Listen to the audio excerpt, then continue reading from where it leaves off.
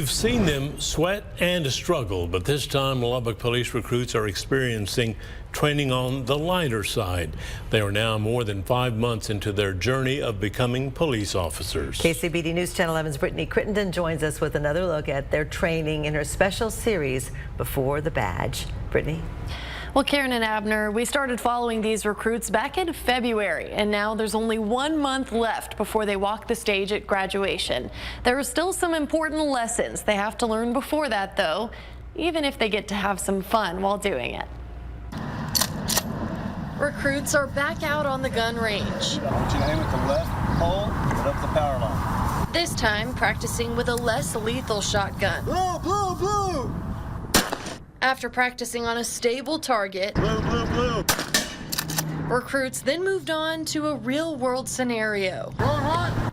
Like someone coming at a police officer with a hammer. Sir, put the hammer down. What, man? Put the hammer down. Their instructors are so dedicated to their learning, they even took some hits during the exercise. Sir, roll your stomach. Corporal Mike Irby says LPD is moving toward issuing more rifles than shotguns.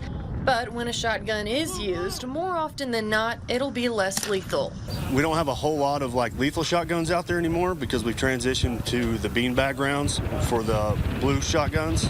And those are more obviously for the less lethal side of things. If you have to deploy the shotgun, we need to take a suicidal subject or something down without lethal means, we'll use the beanbags, and that's more of where we're transitioning to. A less lethal direct impact foam round was just used by a police officer this week. The department says a man was armed with a butcher knife and didn't drop it when officers told him to. So they deployed a less lethal round. After he was hit, officers say he still moved forward with the knife, so another officer used his firearm, showing just how closely these scenarios can mimic real life. Sir, drop the hammer.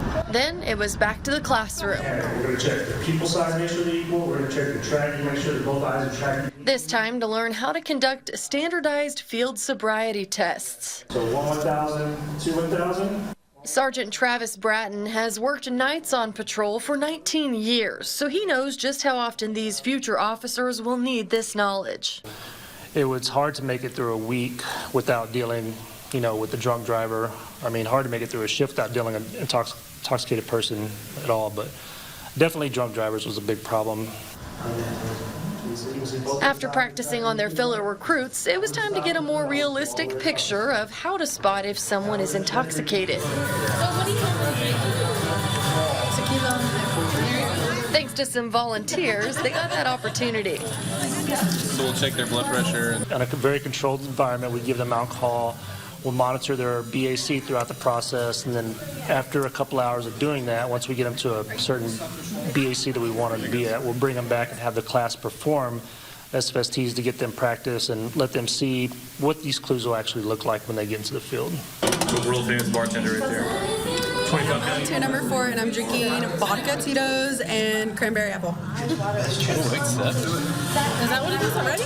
Yeah. While instructors helped get these volunteers drunk safely, recruits tested what they've learned with a game of Jeopardy!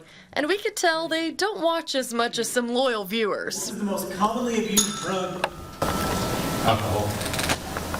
Are we doing the what is, or are we okay with? Oh, I don't know. What is? Oh yeah. Nope. Wrong. Eventually, they got it down. What is pre-arrest screening? Over in the other room,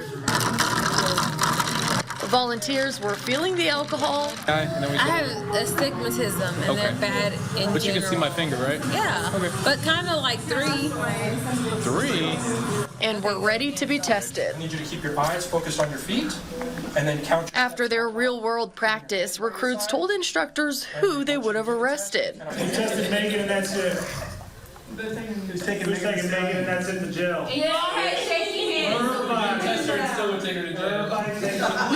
While watching this unfold was pretty entertaining and probably a more fun day for recruits, Sergeant Bratton says their ability to successfully complete these tests could be life-saving. Drunk driving is something that we've all seen the results of. However, it's also something that I think societally is very accepted. Like, you don't see as much outrage over a drunk driver as you do a murder or assault or something like that, which I understand they're two different things, but it's very important that they know how to do this. And of course, those volunteers had a safe ride home after that training.